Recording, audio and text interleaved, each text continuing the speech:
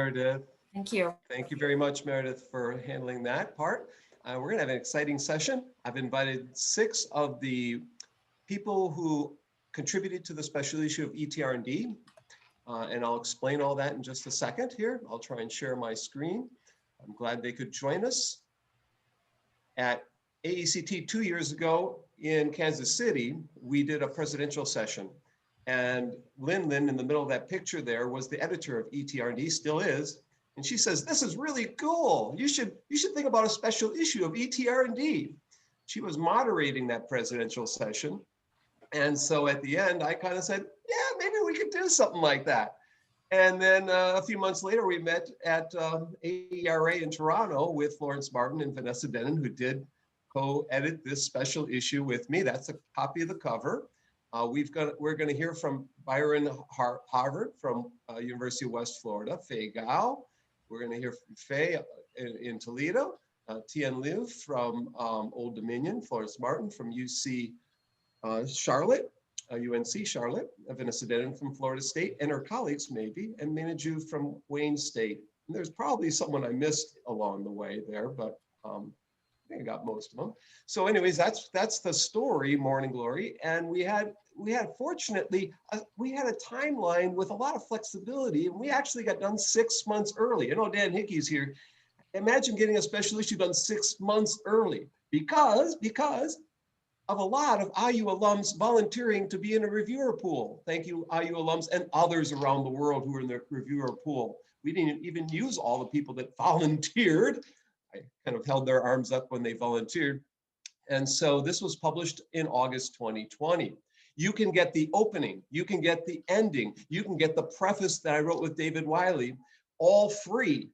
If you go to publicationshare.com, I list those there. You can also get them at the ETR&D website. They're free to download along with Dirk's piece that's in the issue. So we're happy to have that, but I'm also going to try and get 100 copies. I'm going to try and buy maybe 100, 200 copies and give away next year at AECT. So come see me if you want this issue for free. I'll try and bring some to Columbus and just hand them out. They're kind of expensive from Springer, $200. I'm trying to get them through AECT at a much lower price from Phil Harris.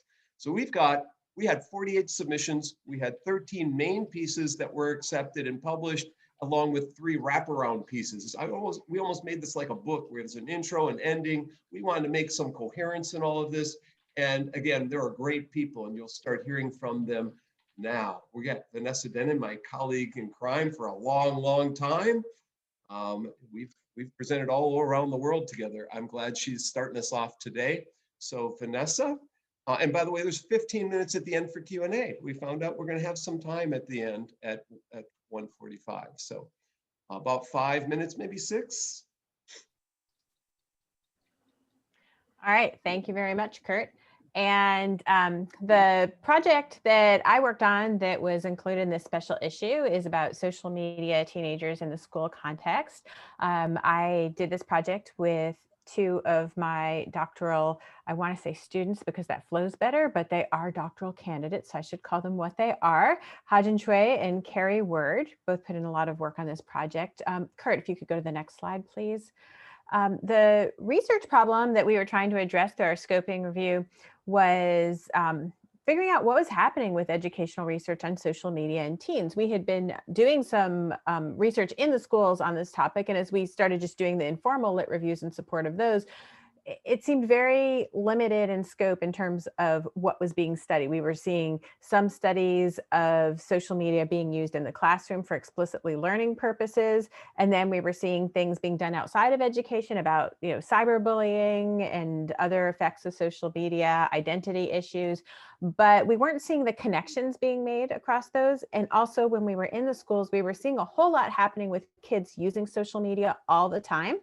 But outside of the classroom that wasn't getting captured. So we went to the literature base, we went into Web of Science with peer-reviewed journals. This is looking across 10 years, but in case you're wondering, the 10 years before that, we actually pulled 20 years to see when the data would start.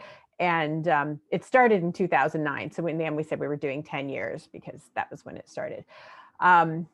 You can see there at the bottom, we found 260 articles based on our searches for social media and teen and social media in school that were related to the school context, and another 320 that were still about social media and teens, but not about the school context. You go to the next slide, Kurt. You can see the trajectory over time, which mirrors the trajectory of really of social media being moved to the forefront from when we first had it as a term and Facebook came out to where we are now. For the bottom line is the articles that we found that were relevant to our interest area and in the school setting and empirical. And so it's slowly creeping up year by year. We're seeing more and more, about 55 articles coming out a year now. And I'm sure it keeps going up every year. Next slide, please, Kurt. We looked at how the articles were classified by Web of Science, and based on our search, most of them were coming out as education and educational research. But if you just take a look down the others that are listed there, you can see that people are doing research that gets tagged in this area that about a number of different topics. We can go to the next slide. And just for fun, I'll tell you, like, some of the irrelevant articles we found were things like people tweeting about the Duggar family, which has teenagers in it. And so you can see how it would get indexed that way, but it wasn't relevant. About half of the research that we found, no surprise, was coming from North America. And that does reflect the articles being written in the English language. We know that there's more literature on this that comes from the rest of the world. And these are things that then tend to be situated in different countries and written in the language of those countries. But there seems to be a lot that's very culturally specific about what's being done in schools with social media and different rules and norms that govern it. So if you're a researcher working in this area, you might want to look most closely at what's happening closest to home. Let's go to the next slide, please. In terms of the methods that are being used, the data types, we're seeing, kind of across the board, a mix of quant and qual. A lot of survey stuff is just being done, which is what happens with all that quant data that you see there. The qual stuff tends to mostly be interviews. Not a lot happening with people looking in social media archives, not as much as you might expect for something that generates so much of its own data. We'll go to the next slide. In terms of education levels that are studied in the schools, there's just this tiny bit, like 8%, that's happening down in the elementary zone. 28%, it starts to pick up at middle school, which mirrors when kids start to own devices and engage in social media. Then more, 51% for high school, and 42% we were picking up from those early college years. Next slide. The education related articles that we found, these are the topics that they were on. So a lot on teaching and learning. But if you look down to the bottom, there's stuff that's starting to be done on activism and social issues, which is extremely timely. Student-teacher relationships, we talk about them as a forbidden thing so much, but they're not explored that much in the research, not as much as you might think. We can go to the next slide. Outside of education, there's a lot that is focusing on negative behaviors and health issues that are related to this. And you'd think that this is a concern that the schools would want to have and be looking and crossing over quite a lot more. Coming from communication-oriented fields, we see the stuff about identity development and expression and social relationships. And again, this is something that needs to be of concern of the schools because we're looking at developing kids as whole people. We can go to the next slide. So the big takeaways from this is that there's really been limited work that's done that has crossed the disciplinary lines. And although social media is this very holistic thing when we use it, there's been this tendency to research it as if it happens in isolation in different contexts and doesn't cross over seamlessly for people throughout their lives. So there's a lot of opportunity here for us to think about education the way we narrowly define it and how it crosses over with other areas of life. And next slide, please. So as I sum this up, I encourage people to think about how systemic our social media use is when they think about their research, when they situate their study, the questions that they ask, and also when you communicate about the research that you've done.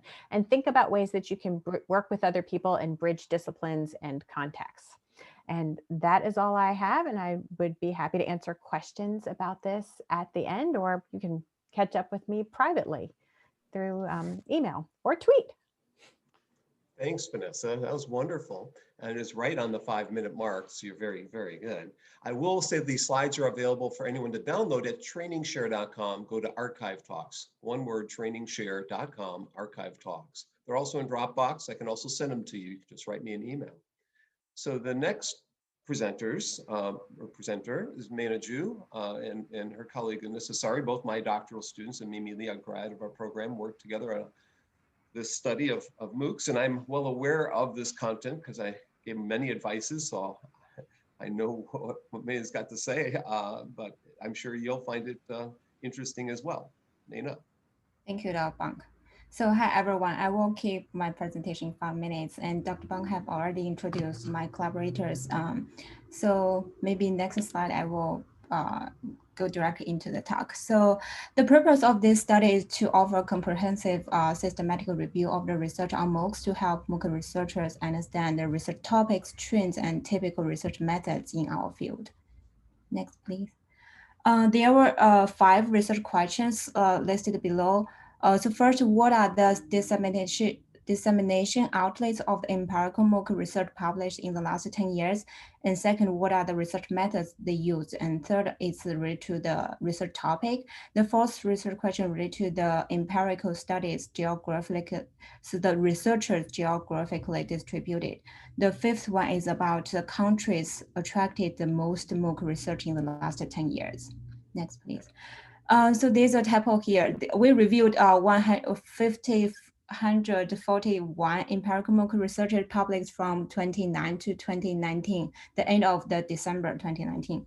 In addition to the above, we also divide the literature into 2 phases. So phase one is from 2009 to 2016, which MOOCs primarily were free and open. In phase 2, 2017 to 2019, MOOCs increasingly discussed from the standpoint generating revenue and offering credentials. Next, please. For the first research question, we calculated the number of the publication from each publication outlet. For research question 2 and 3, we used the following framework. First is the research method we categorized into quantitative, qualitative mixed methods. Research focus area, we use design focus, student focus, instructor focus, and contact impact focus. So for research question 4, we calculate the location of the MOOC first author's affiliation in this study. And for research question 5, we calculate the countries of the MOOC being studied. So what we found from this study, as you can see, this table, this figure shows that IR, ODL, computer science and education, and BGET were the 3 primary publication outlets in MOOC empirical studies. And then, so this is a comparison between 2 phases. Next, please. Regarding the research methods, quantitative research methods were used most in MOOC empirical studies. Qualitative was the least used in from our review. And this is a comparison between the 2 phases. So in phase 2, the quantitative studies increased a lot. Next, please. The specific data collection method, survey and platform data were used most. That's the reason that the quantitative data were the very common one in MOOC empirical study. And it's not surprising the descriptive statistics and inferential statistics were the primary used analysis methods. Regarding the research focus, a majority of the study focused on students' perspective rather than the instructor's perspective. Next, please. And this is the specific topics. I will not discuss this in detail. Next, please. So this figure shows in each topic, what kind of research methods they use most. For example, if they focus on students, they use, majority of them use a quantitative study method. Next, please. And regarding the researchers, a majority of the researchers in our review, they are from the US, the first author, and then followed by China and UK. Next, please. And then we also analyze the collaboration. The majority of the empirical studies has more than 4 authors. Next, please. And then they collaborated in one institution or in different institutions, but in one country. So this is a percentage of research method used by country. As you can see in China, a lot of people researchers use a quantitative study, and also in Spain, some other countries use very balanced research methods. Next, please. This is the countries of MOOC delivery that been studied. It's not surprising, a majority of them are from the US. Next, please. So what we learned from this study, so currently the quantitative methods were used the most, and also it increased during phase 2. At the same time, currently there are more kind of learning analytics and data mining appears to be the fast emerging data analysis in our MOOC studies. Regarding the research topics, students focus research are the primary one, and maybe in the future, the researchers can focus more on instructional design or the instructor's perspective. Next, please. And so, so maybe we suggest that in the future, the research can continue expand on the methodological approaches and topics that are perceived to be critical in MOOC studies. Okay, that's from me. If Dr. Bang want to add something, please feel free to do so. Thanks. I'll add just the comment that if you find any of these articles interesting and can't afford to pay Springer huge monies, send me a private email and I'll send you any article that you find interesting, whatever you like. And again, at Publication Share, we have the intro, the ending, and the preface already there. They're already available for free, as well as at the Springer site. So you can get much of this free already. Write to me. Thank you, Maina. Thank you very much, Maina. We go now to my colleague who edited this special issue with me, Florence Martin, the future president of AECT, as I like to say. Florence. Thank you, Kurt. I'm going to quickly walk you through an adaptive learning systematic review that I did along with Jan Chen, Rob Moore, and Carl Westin. Rob and Carl are not here in the call today, but Jan is here, and she's going to talk through the second half of the slides. So we looked at a 10-year period from 2009 to 18, and this is how we defined adaptive learning. Adaptive learning is defined in different ways. We defined it as an emerging technology that dynamically adjusts instructional content to provide interactive and personalized learning paths to the individual to facilitate learning. So there are a few systematic reviews that already existed, but then as you see, the first 5, the focus of the adaptive learning is on the learner. So personal traits, learning styles, individual differences, learning styles, learner characteristics. And the last one is a meta-analysis. So there is still a need for us to focus on additional characteristics in addition to the learner characteristics. Next slide. So this is the model we used for the adaptive learning framework. We designed this combination of shoot and towels and wonder water. They are studies. So if you see, we have a learner model, content model, and instructional model. So in addition to studying learner characteristics, we also looked at content, and then we also looked at how the instruction is adapted. So you see the words adaptive source and adaptive target. So we also looked at the target in addition to the source. Next one. We can keep moving. Next one.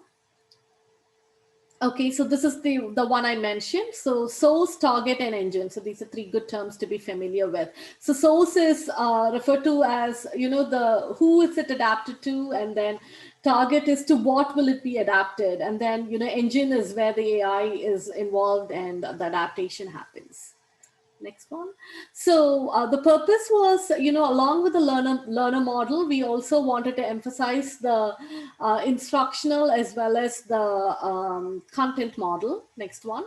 So here are the questions. So we looked at publication trends, context, outcomes, design, data collection, focus of research, adaptive strategies, and adaptive technologies. And Jan is going to take it from here.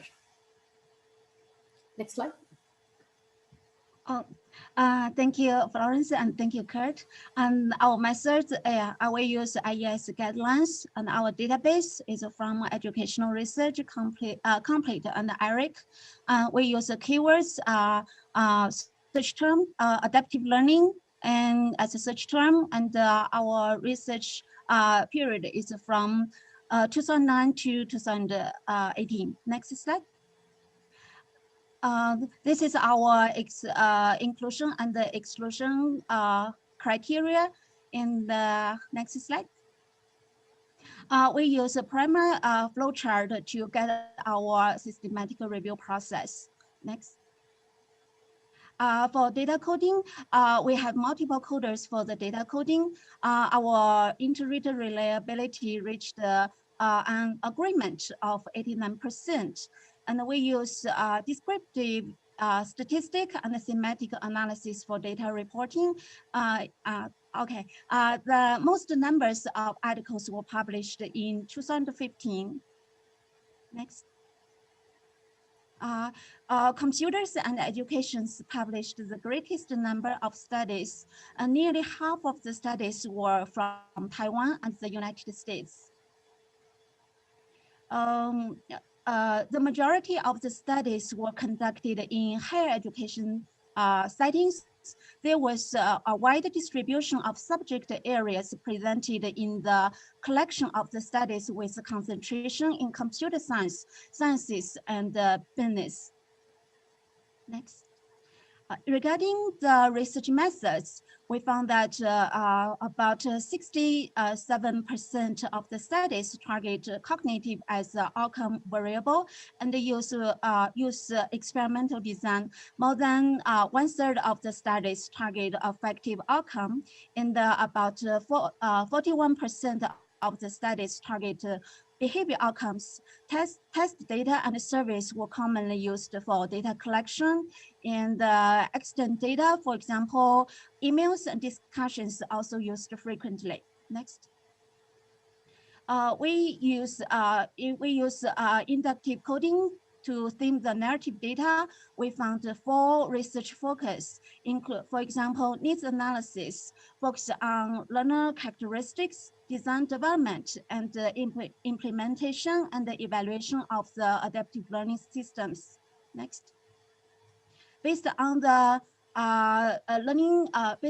adaptive learning framework that we introduced before, for example, based on the learner model, we identified 10 different learner characteristics. Learning styles was the most frequently studied, followed by cognitive style and thinking style. In this table, we also identified the different adaptive sources that has been used to measure learner characteristics. For example, the Felder-Sylvan learner style model. And based on the content model and the instructional model, we identify the different adaptive targets. For example, content, assessment, navigation, and presentation. Next. We categorize the employed adaptive technology into 4 categories, including adaptive learning systems, adaptive learning application, adaptive teaching approach, adaptive design solution. Next. We hope our studies will be helpful to provide implications for our instructional designers, instructors, and researchers. Our future studies in this area needs to focus on qualitative-driven studies to answer how questions and continue to examine aspects of adaptivity in, for example, in the content area or the instructional adaptive characteristics. Next. For more information, please refer to our paper. Thank you. We've gone through 3 already, and everyone's at 5 minutes or 6 minutes or so. We're doing very well. And again, to repeat, we are going to have an extension here from 1:45 to 2 for question and answer. So please put your questions in the chat window. Rebecca's monitoring them. I haven't gotten into them myself yet, so if she could keep tracking them. We go on to Old Dominion and University of Georgia. Tien Liu, if you could, and I don't know if your colleagues are here, if it's just you, but she'll be the 4th presenter. Tien. Hi, everyone. My name is Tien Luo, and I am a associate professor from Old Dominion University. So I first wanted to say that this project was grow out of a course project, course final paper from Candace Freeman, who is a doctoral student from our program, and she couldn't be here today. But I am joined by Joe Stefania from University of Georgia. But in the interest of time, I'm going to be presenting for this 5 minutes. Next slide, please. So this study examining this phenomenon on social media-based professional development grow out of several contexts. The first being the fact that many university professors are experts in their own knowledge domain, but they're not necessarily trained in how to teach. So this provides or leads to many opportunities for them to seek professional development opportunities to improve their teaching skills and practice. However, many of these, sorry, I'm not done yet. Many of the institution-hosted or organized initiatives or professional development opportunities are often constrained by money and time. So therefore, many faculty members in higher education seek opportunities on social media, which can help them to gain access to resources and networking at any given time and anywhere. Next slide, please. So we do have a lot of quite a few theoretical lens that we tackle this study, but including community of practice and social constructivism and informal learning. But in the interest of time, I'm going to dive right in to the research question. So the first one being, we wanted to look at the current trends in research involving social media and faculty professional development. The second one, we wanted to specifically look at the main characteristics of reviewed studies. So this would encompass the type of professional development found in the studies and the types of social media tools identified, as well as academic discipline that situated this study. We also look at the theoretical frameworks and research methodologies utilized in this study. The last one, well, last but not least, we look at the specific guidelines and implications existing in the literature with regard to developing and cultivating a sustainable faculty development efforts on using social media. Next slide. So the specific methodological approach that we take for the systematic review is PRESA. So PRESA stands for this protocols.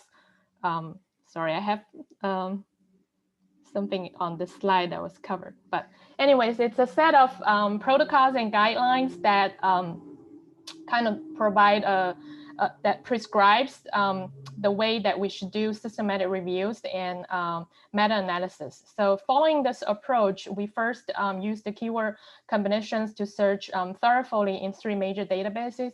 And then we also look at Google Scholar, and additionally, we hand search 3 major journals that focus on professional development in education. So you can see our numbers really drop down quite a bit after the second phase of screening, because our exclusion criteria and inclusion criteria really focused on making sure these articles being empirical and focused on both social media and professional development, and then that they have to be situated in a higher education context.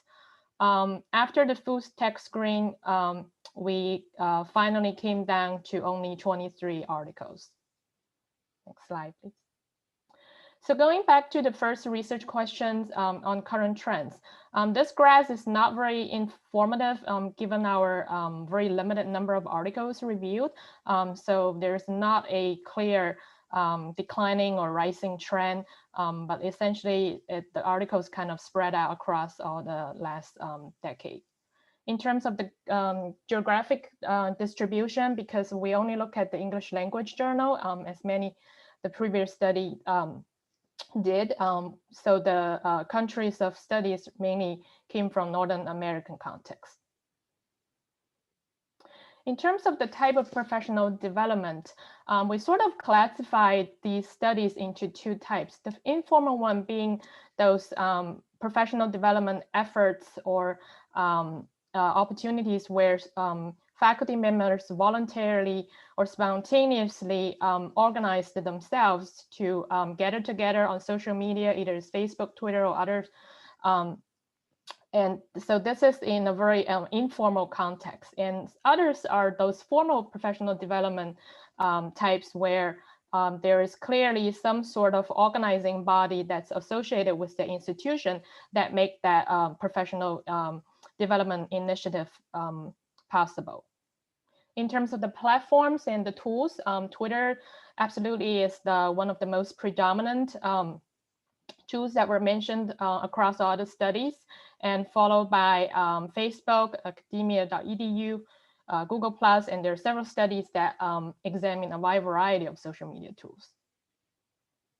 In terms of academic discipline, education, not surprisingly, is top the list. But also interestingly, there are a lot of studies that came from a medical education context. Next slide. In terms of theoretical framework, community of practice is definitely one of the most commonly seen one. And then also followed by social constructivism, situated learning.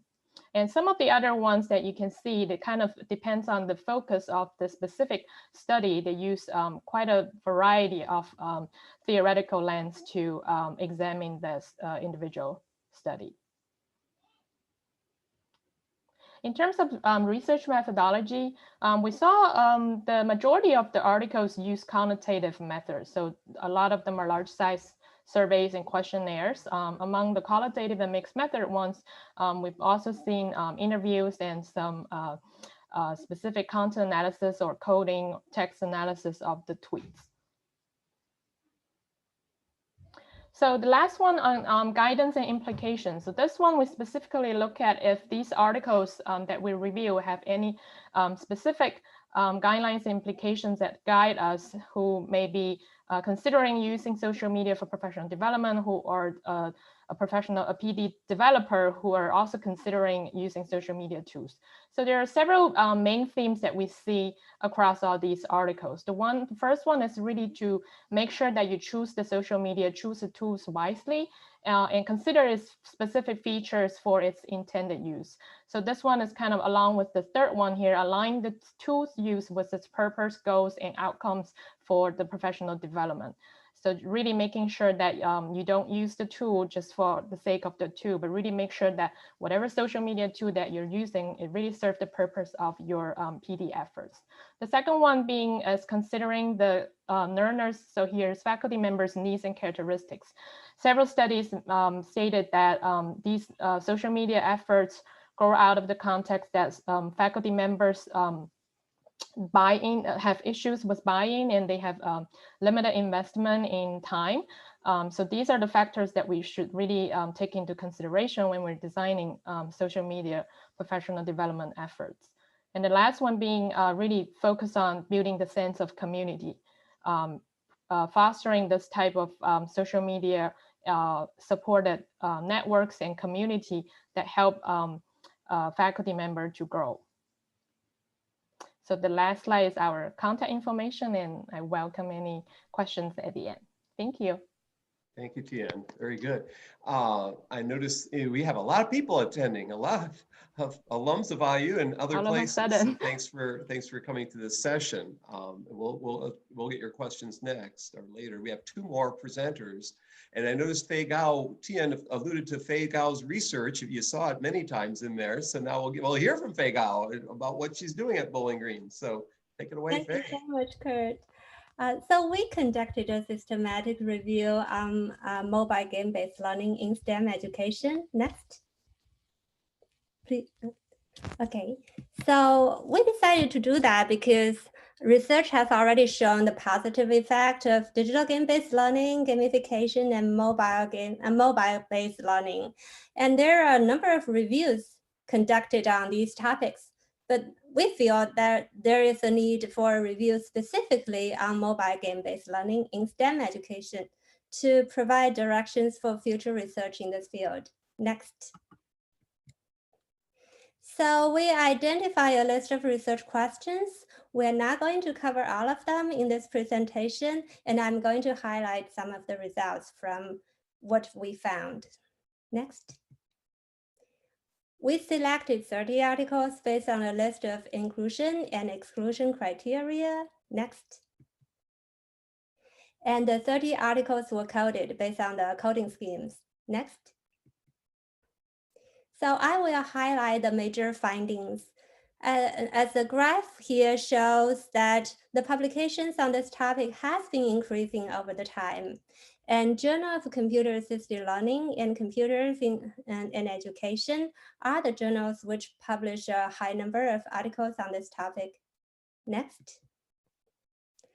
And the majority of research has been conducted in elementary and middle school, informal and semi-formal settings. And mobile games were mainly used for students to learn math and science. Sample sizes vary across the studies, and what is worth mentioning is that the duration of the intervention is usually short. So some of the positive results might be due to the novelty factors. Next. And a large number of the studies focus on the effectiveness of the mobile games. And quasi-experimental research was the most commonly adopted research methodologies in these studies. Next.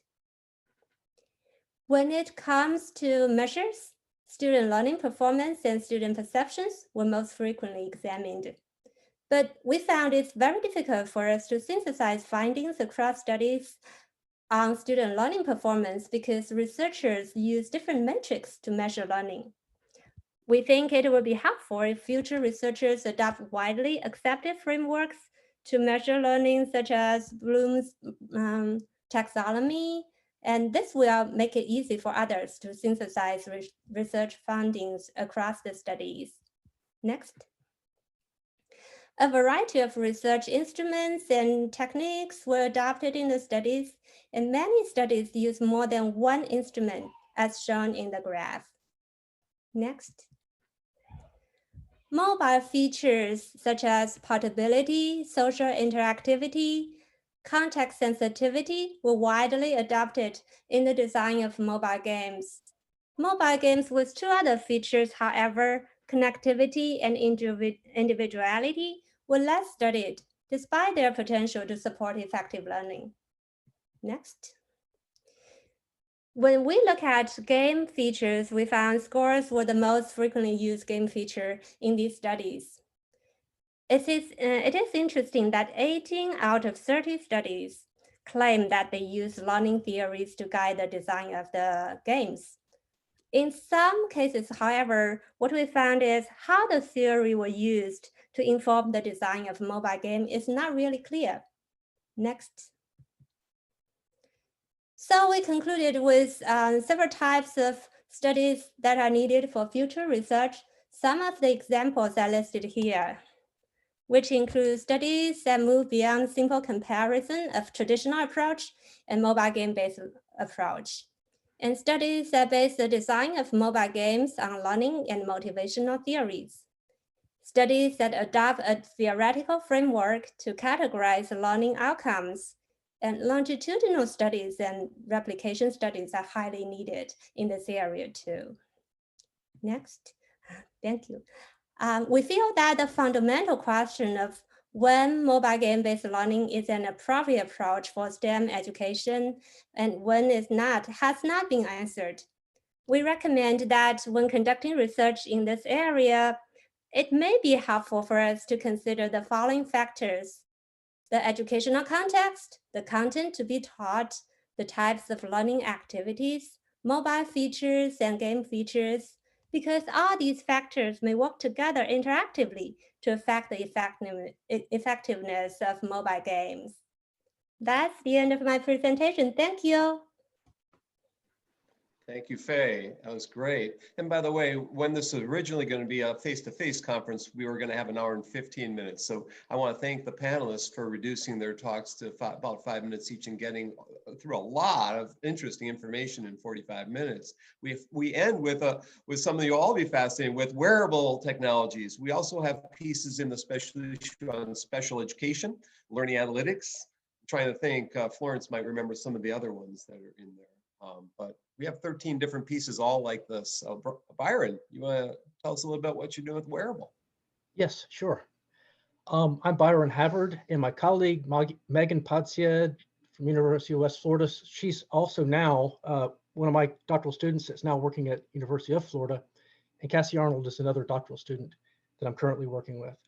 Over the past, I'd say about 5 years or so, I've been focusing on the use of wearables as extensions of environments.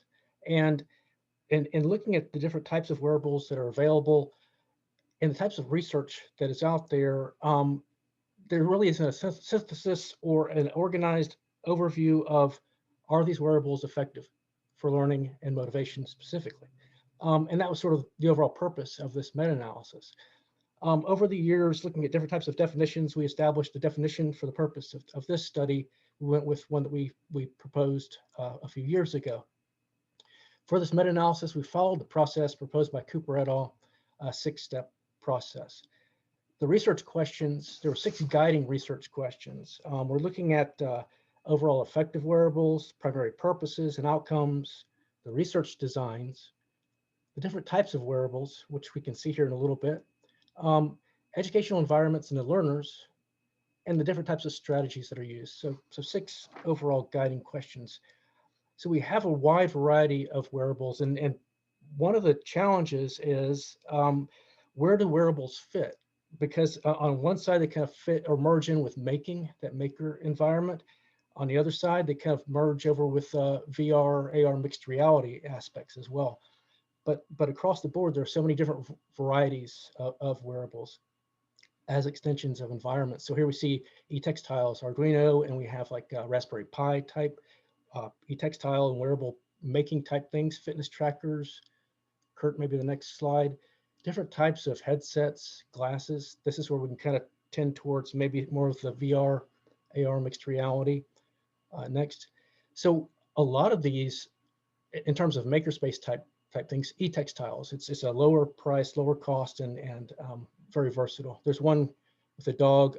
It actually sends texts if it's thirsty or hungry or whatever, but we can skip through a couple of these, Kurt, and just kind of get on to some of the other aspects of this, but all types of ways that can be used as extensions of the environment and even learning code through the different interfaces to program these. So in getting to, Kurt, maybe the next slide, we can focus a little bit now on the literature search and how we kind of focus this. So we focused on 3 main databases.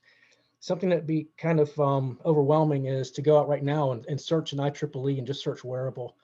And it's incredible the amount of literature that is out there.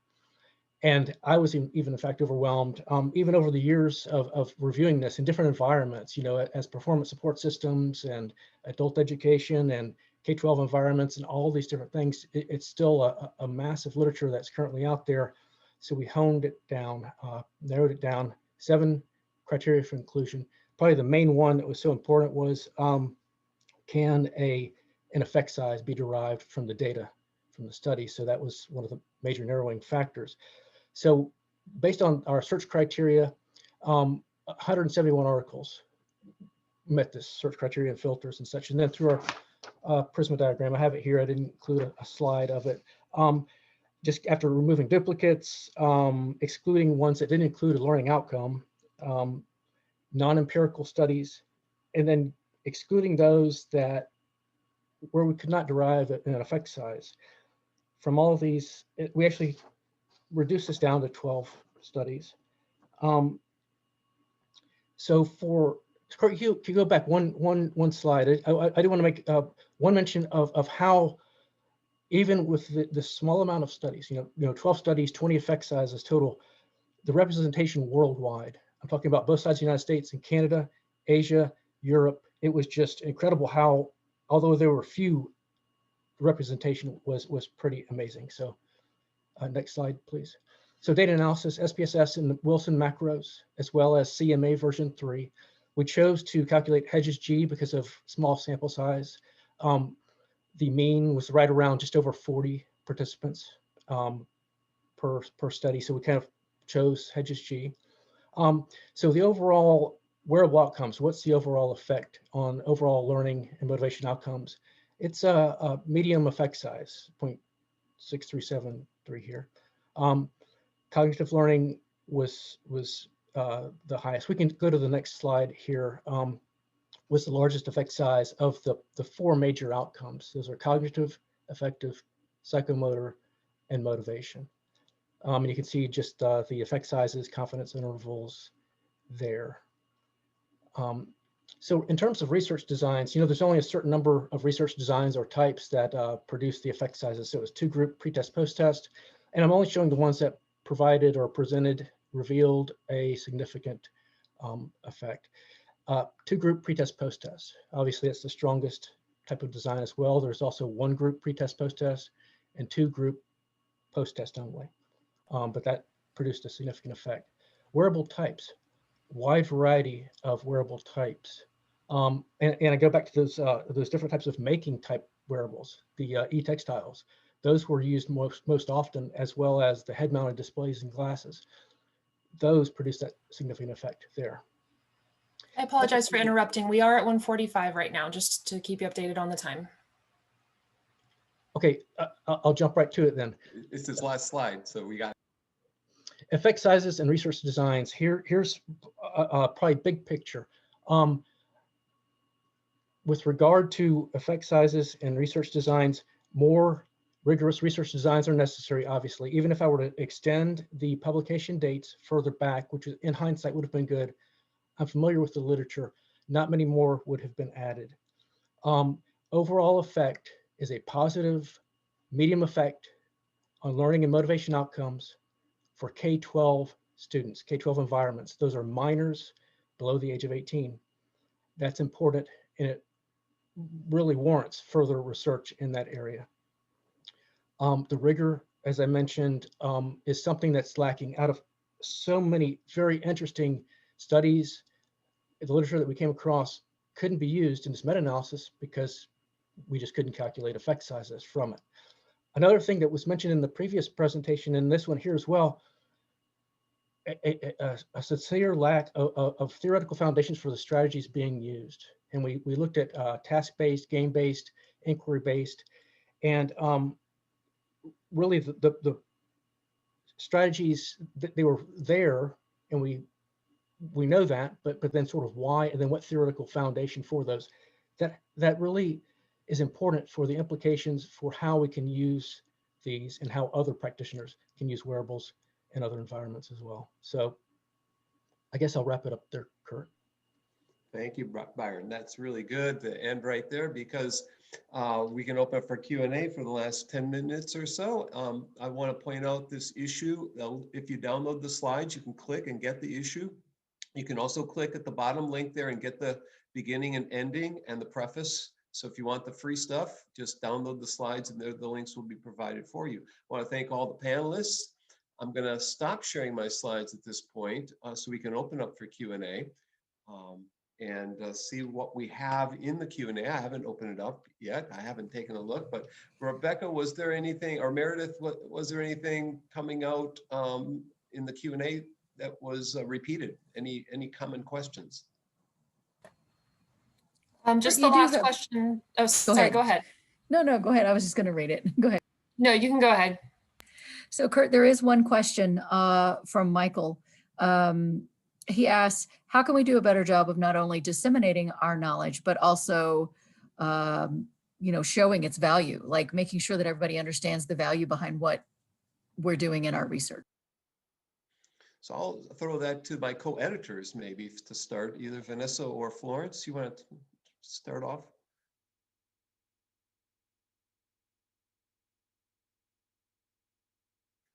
I will say that that issue is discussed in our preface, and it's also discussed in the introduction and ending.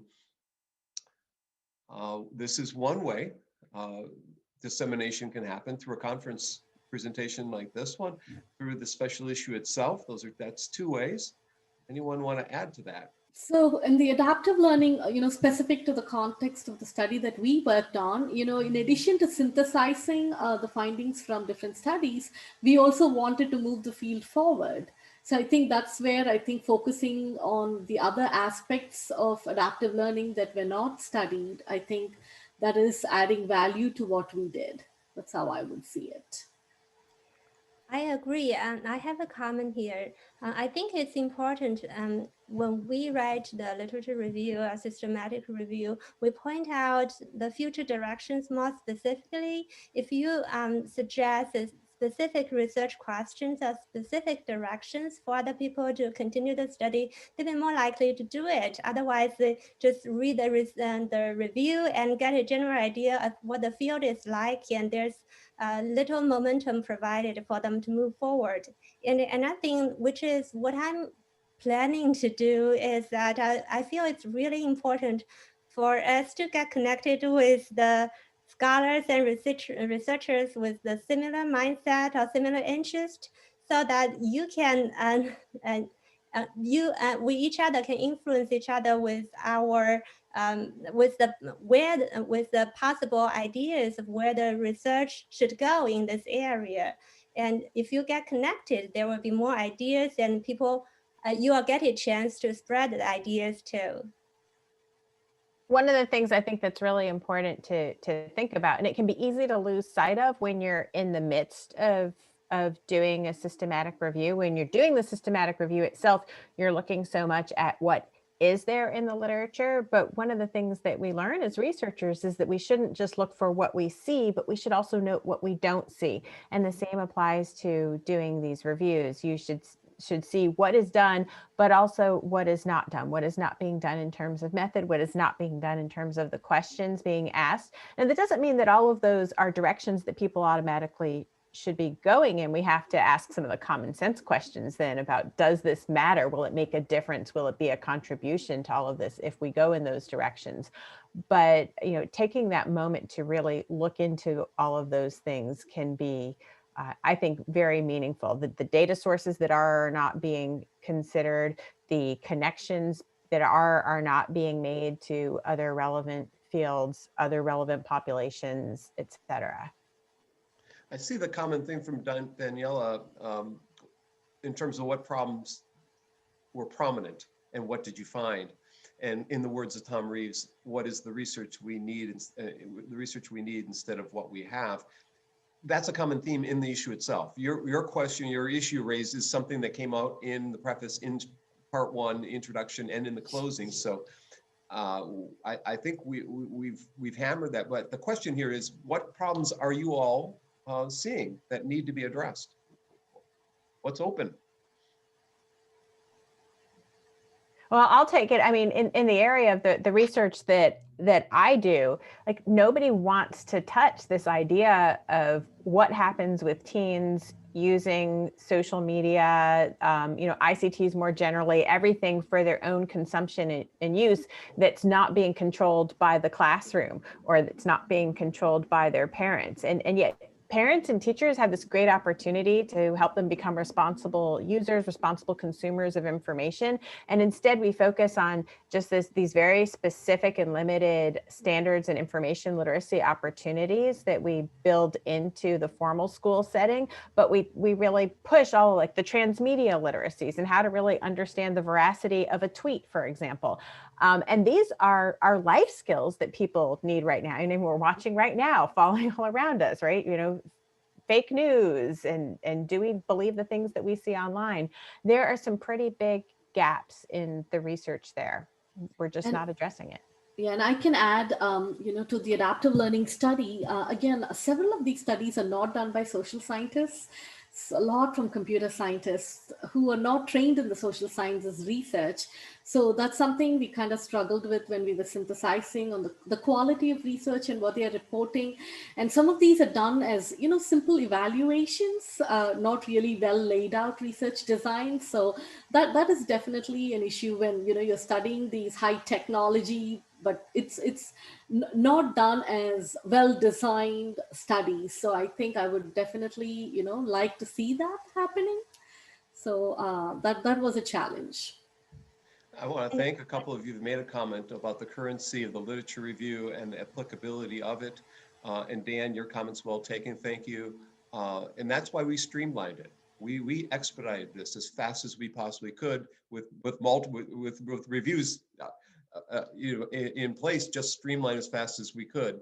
And because this gets dated fast, and also because people need to see the big picture. What this special issue is, and the way David Wiley and I introduced it was kind of provide a 30-year historical overview that led to all this research. And Tom Reeves, by the way, did the concluding piece with Lin that talks about addressing problems. And so anyone else want to comment about the problems that they see that are open, or about anything else here? Yes, I can comment a little bit about it based on the systematic review I have done in mobile game-based learning in STEM education. What I find is usually a lot of studies try to compare the traditional condition, like traditional learning or an instructional condition with a mobile game-based learning condition.